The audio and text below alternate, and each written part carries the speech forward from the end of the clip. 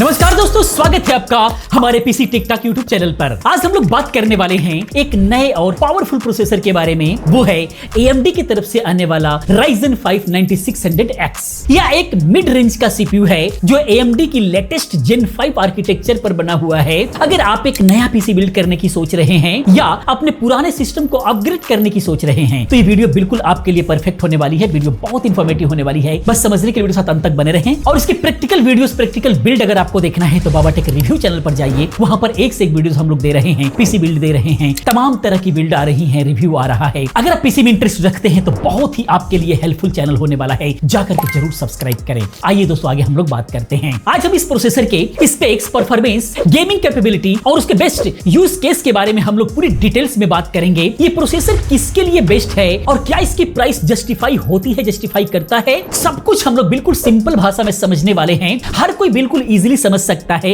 इस तरीके से हम लोग समझेंगे। तो चलिए देखते हैं और इस वीडियो को एंड तक जरूर देखें। इस प्रोसेसर को समझेंगे तो आपको लगेगा कि ये लेटेस्ट प्रोसेसर कितना पावरफुल है, हमारे लिए है भी या फिर इससे पुराना वाला वर्जन ही ठीक था। ये सारी चीजें जानने के लिए वीडियो को पूरी जरूर देखना पड़ेगा। आइए समझते हैं। सबसे पहले बात करते हैं AMD Ryzen 5 9600X के बेसिक स्पेक्स के बारे में, ताकि एक एक इसका जो स्पेक्स है वो क्लियर होता चले। ये प्रोसेसर AMD के Ryzen 9000 सीरीज का पार्ट है जो अगस्त 2024 में लॉन्च हुआ था। यह इंडिया मार्केट में रफली जो है 22 से लेकर के 25,000 के बीच में जो है आसपास ये बना रहता है। डिपेंड ऑन रिटेलर या फिर जो है Amazon या फ्लिपकार्ट पर ये प्राइसेस हमेशा ऊपर नीचे होता रहता है। कई बार सेलिंग्स वगैरह में बहुत अच्छा प्राइसेस मिल जाता है इसका। अब हम बात करते हैं इसके स्पेक्स के बारे में। तो ये 6 कोर एंड 12 थ्रेड्स के साथ में आता है, जो मिड रेंज टास्क के लिए बहुत ही सॉलिड ऑप्शन ये बन जाता है। क्लॉक स्पीड की बात करें तो बेस क्लॉक इसका 3.9 गीगाहर्ट्ज और बूस्ट में ये 5.4 गीगाहर्ट्ज तक जाता है, जो कि काफी इंप्रेसिव है। कैच की बात करें तो 32 MB L3 कैच के साथ में आता है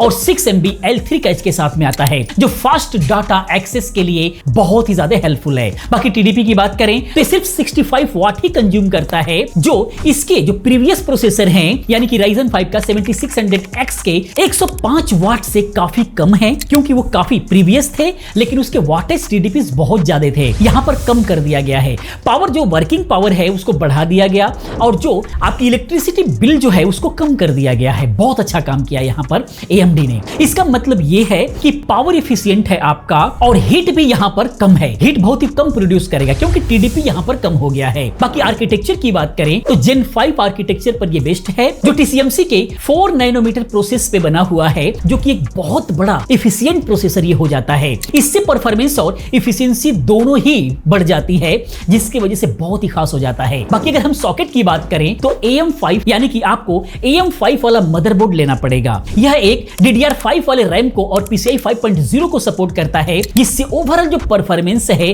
वो बहुत ही बेहतरीन निकल करके आती है। बाकी इंटीग्रेटेड ग्राफिक की बात करें तो इसके अंदर जो है RDNA 2 बेस्ड रेडियन ग्राफिक है, जो बेसिक डिस्प्ले के लिए बहुत है, लेकिन गेमिंग के लिए डेडिकेटेड GPU बहुत ज्यादा जरूरी हो जाता है। अगर हैवी गेमिंग करना है तो डेडिकेटेड GPU जरूरी है। ये स्पेक्स देख करके लगता है कि AMD ने इस बार एफिशिएंसी और परफॉर्मेंस का एक बहुत ही अच्छा बैलेंस बनाया है, लेकिन असली सवाल यह है कि परफॉर्मेंस कैसा है। चलिए आगे सेक्शन में हम लोग इसे देखते हैं। पहले हम बात करते हैं सिंगल कोर परफॉर्मेंस की। तो Ryzen 5 का 9600X की सबसे बड़ी स्ट्रेंथ जो है इसका सिंगल कोर परफॉर्मेंस ही है। Gen 5 आर्किटेक्चर की वजह से इसमें 60% जो है IPC यानी कि इंस्ट्रक्शन पर क्लॉक इंप्रूवमेंट हुआ है, जो कि इसको बहुत ही खास बनाता है कंपेयर टू Gen 4 वाले टेक्नोलॉजी से। यानी कि ये प्रोसेसर हर क्लॉक साइकिल में ज्यादा काम करने की कैपेबिलिटी रखता है, यानी कि ज्यादा काम कर सकता है। बाकी बेंचमार्क की अगर हम लोग बात करें तो CPU Z सिंगल कोर के अंदर इसने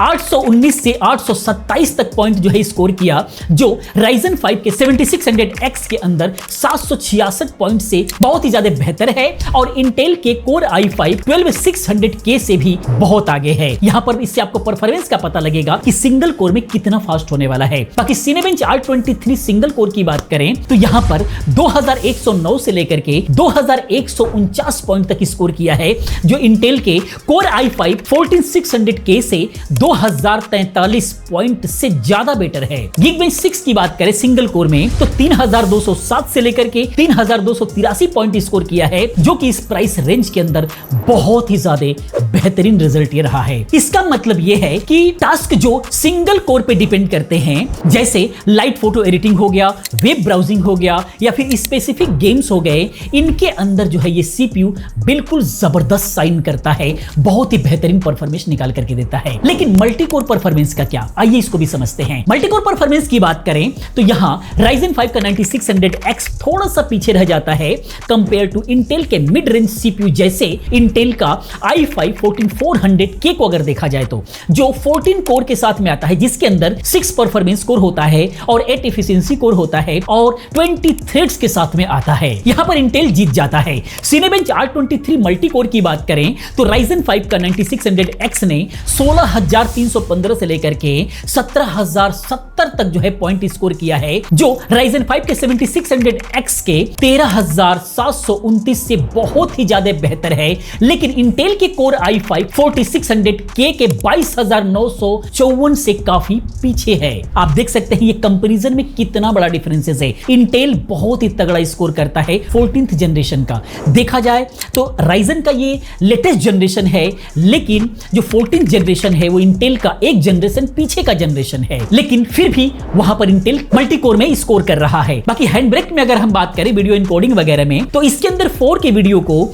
1080p में इनकोड किया 4 मिनट 13 सेकंड के अंदर, और उसी वीडियो को जो है 7600 ने 4 मिनट 49 सेकंड में जो है किया, जो कि इससे फास्टर रहा। लेकिन इंटेल के सीपीयू से अगर आप देखेंगे तो इंटेल के सीपीयू के अकॉर्डिंग यहां पर बहुत ही ज्यादा आपको स्लो मिलेगा। तो अगर आप एक हैवी मल्टी कोर टास्क जैसे वीडियो रेंडरिंग या 3D मॉडलिंग वगैरह करना चाहते हैं तो शायद इंटेल का कोर i5 14600K यानी कि 14th जनरेशन का जो K सीरीज का जो प्रोसेसर है वो Ryzen 7 के 9700X से बहुत ही बेहतर ऑप्शन हो सकता है। तो इस तरीके से आप कंपैरिजन करें तो इंटेल का एक जनरेशन पीछे वाला जो प्रोसेसर है AMD के लेटेस्ट वाले प्रोसेसर से काफी बेहतर है मल्टी कोर परफॉर्मेंस में। बाकी गेमिंग परफॉर्मेंस की बात करें तो गेमिंग के लिए Ryzen 5 का 9600X बिल्कुल सॉलिड चॉइस हो सकता है, स्पेशली इस प्राइस रेंज के अंदर अगर हम लोग बात करें तो इसके बेंचमार्क काफी प्रॉमिसिंग होने वाले हैं, बहुत ही बेहतरीन होने वाले हैं। इसके अंदर CS2 की अगर हम लोग बात करें तो एवरेज 326 FPS जो है मिल सकते हैं। बाकी इंटेल कोर अल्ट्रा 5245K के अंदर जो है 300 FPS ही मिलते हैं, तो इंटेल से यहां पर ये बेटर है, जो कि इंटेल का कोर अल्ट्रा 5245K जो है वो इंटेल का लेटेस्ट है। बाकी जो है डूम इंटरनल की अगर हम लोग बात करें तो इसके अंदर एवरेज FPS जो आपको मिलेगा वो 466 मिलेगा, जो इंटेल कोर अल्ट्रा 5245K के 457 FPS से थोड़ा सा आगे निकल जाता है। यानी कि यहां पर जो है इंटेल का प्रोसेसर थोड़ा सा पीछे रह जा रहा है, जो कि बिल्कुल भी लेटेस्ट है। बाकी डे वन की अगर हम लोग बात करें तो इसका एवरेज FPS 284 निकल करके आएगा, इंटेल के 189 यानी कि 189 FPS से काफी बेहतर होने वाला है। तो गेमिंग्स के अंदर जो है बिल्कुल जो AMD का प्रोसेसर है वो बहुत आगे निकल रहा है। Cyberpunk 2077 की बात करें तो Ryzen 5 का 9600X और Ryzen 9 का 7900X के बीच में जो है सिर्फ 1 FPS का ही डिफरेंसेस रहता है, जो कि दिखाता है कि गेमिंग्स के अंदर हाई एंड सीपीयूज के क्लोज परफॉर्मेंस ये देता है। इसका लो TDP 65 वाट और एफिशिएंट कूलिंग इसे गेमिंग के लिए और भी ज्यादा अट्रैक्टिव बना देता है, क्योंकि ये कम हीट प्रोड्यूस करता है। मैक्स टेंपरेचर की अगर हम लोग बात करें तो 60 to 79 डिग्री के बीच में रहता है, जो कि एक नॉर्मल एयर कूलर से आप इसको मैनेज कर सकते हैं। लेकिन और भी बेहतर करना चाहते हैं तो जरूरी है कि आप एक अच्छा सा लिक्विड कूलर लगा लीजिए, तो बहुत ही अच्छा रहेगा। अब सबसे मेन सवाल की अगर हम लोग बात करें कि Ryzen 5 9600X किसके लिए बेस्ट है, तो ये सीपीयू मिड रेंज सेगमेंट के लिए डिजाइन किया गया है, जो कि लेटेस्ट भी चाहिए लेकिन मिड रेंज में ही रहना है, और इसके यूज केस काफी वर्सेटाइल हो, उनके लिए काफी बेहतर रहने वाला है। वो लोग जो गेमिंग करना चाहते हैं लेकिन बजट में रह करके, जैसे अगर आप एक गेमिंग पीसी बिल्ड करना चाहते हैं और 80,000 से 1 लाख रुपए तक का आपका बजट है, तो ये सीपीयू आपके लिए बिल्कुल जबरदस्त ऑप्शन बन सकता है। इसका सिंगल कोर परफॉर्मेंस और low power consumption high refresh rate gaming के लिए बिल्कुल परफेक्ट बनाता है। जैसे CS2, वॉलोरेंट या फिर फोर्टनाइट वगैरह खेलते हैं तो उसके लिए बहुत अच्छा रहता है। एक अच्छे मिड रेंज जीपीयू के साथ में अगर आप इसको पेयर करते हैं, लाइक Nvidia RTX 4060 Ti हो गया या फिर AMD RX 7600 हो गया, इसके साथ में अगर आप करते हैं तो 1080p या फिर 1440p में गेमिंग में जो है बिल्कुल स्मूथ एक्सपीरियंस मिलने वाला है,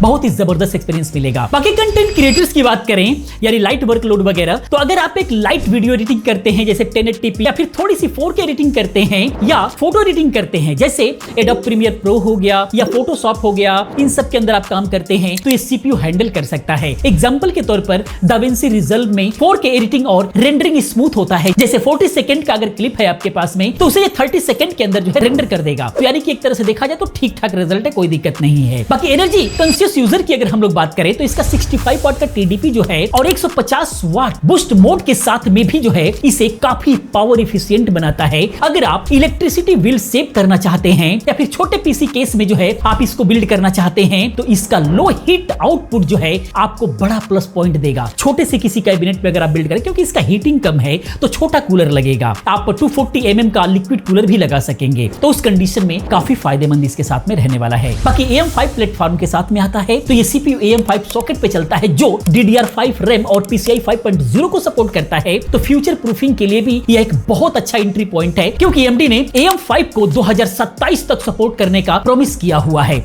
इसीलिए फ्यूचर प्रूफ भी रहने वाला है। अब हम बात करते हैं किसके लिए बेस्ट है आखिर में। तो अगर आप एक हैवी मल्टी कोर टास्क जैसे 3D rendering, heavy video encoding या वर्चुअलाइजेशन करते हैं तो Ryzen 7 का 9700X या फिर Ryzen 9 सीरीज आपके लिए बहुत ही बेहतर रहने वाला है। बाकी इंटेल के कोर i5 4600K या फिर Intel core ultra 5 245K multi core task में इसे आउटलाइन करते हैं। तो अगर आपका फोकस प्रोडक्टिविटी है तो इसे कंसीडर कर सकते हैं, आपके लिए काफी बेहतर रहने वाला है। अब हम बात करते हैं वैल्यू फॉर मनी की। तो Ryzen 5 का 9600 का लॉन्च प्राइस जो है 22,000 से 25,000 था, जो कि 7600X का लॉन्चिंग प्राइस बहुत ज्यादा था, इससे ज्यादा था, लेकिन अभी उसका प्राइस जो 16,000 रुपए के आसपास में मिलता है, जो ज्यादा एफोर्डेबल इसको बना देता है। अगर हम बात करें कि Ryzen 5 के 7600 के साथ में इसमें क्या कंपैरिजन है, तो 9600X 12% फास्टर है, गेमिंग में 40 वाट कम पावर कंज्यूम करता है। अगर आप एफिशिएंसी और थोड़ी सी बेटर परफॉर्मेंस चाहते हैं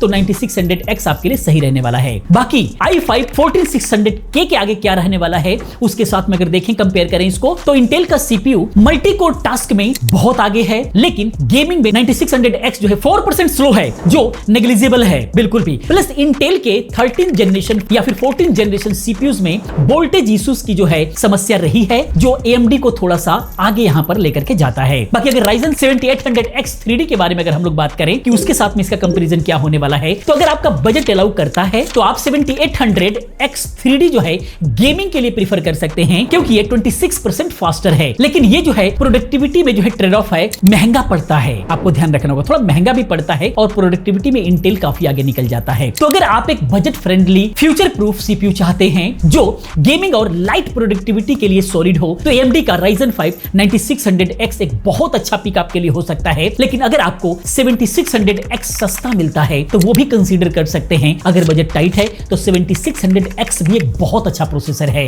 एक बोनस टिप्स की अगर हम लोग बात करें तो AMD ने Ryzen 5 का 9600X के लिए एक बायोस अपडेट रिलीज कर दिया है। इसके TDP को 65 वाट से 105 वाट तक बूस्ट कर सकता है। इससे परफॉर्मेंस में थोड़ी सी और जो है इंप्रूवमेंट मिल सकता है, स्पेशली गेमिंग्स और मल्टी कोर टास्क में जो है आपको ये देखने को मिलेगा। Plus precision boost over drive जैसे यानी कि PBO इनेबल करके और DDR5 का 6000 मेगाहर्ट्ज वाला रैम को जो है यूज करके आप 8% तक जो है आप इसके परफॉर्मेंस को एक्स्ट्रा बढ़ा सकते हैं। अपने मदरबोर्ड का लेटेस्ट बायोस आप चेक करो और PBO सेटिंग ट्राई करो, इससे आपको बहुत बड़ा फायदा हो सकता है। तो दोस्तों AMD Ryzen 5 का 9600X एक सॉलिड मिड रेंज CPU है, जो गेमर्स, लाइट कंटेंट क्रिएटर्स और एनर्जी कंशियस यूजर्स के लिए बहुत ही परफेक्ट है। इसका single core performance, low power consumption और AM5 प्लेटफॉर्म का फ्यूचर प्रूफिंग इसे बिल्कुल भी जो है एक बेहतरीन चॉइस बना देता है। हाँ, मल्टी कोर टास्क में ये थोड़ा पीछे रह जाता है इंटेल के अगेंस्ट अगर देखा जाए तो, लेकिन गेमिंग और डेली टास्क के लिए बहुत ही ज्यादा बेहतरीन परफॉर्मेंस निकाल करके देता है। अगर आपको ये वीडियो हेल्पफुल लगा है तो प्लीज इस वीडियो को लाइक करो, शेयर करो और चैनल पर पहली बार हो तो चैनल को सब्सक्राइब करो, क्योंकि इस तरह की तमाम वीडियोस हम लोग लेकर के आते रहते हैं। मिलते हैं अगली वीडियो में किसी और अच्छी इंफॉर्मेटिव वीडियो के साथ में। पूरी वीडियो देखने के लिए, चैनल को सब्सक्राइब करने के लिए आप सभी का बहुत बहुत धन्यवाद।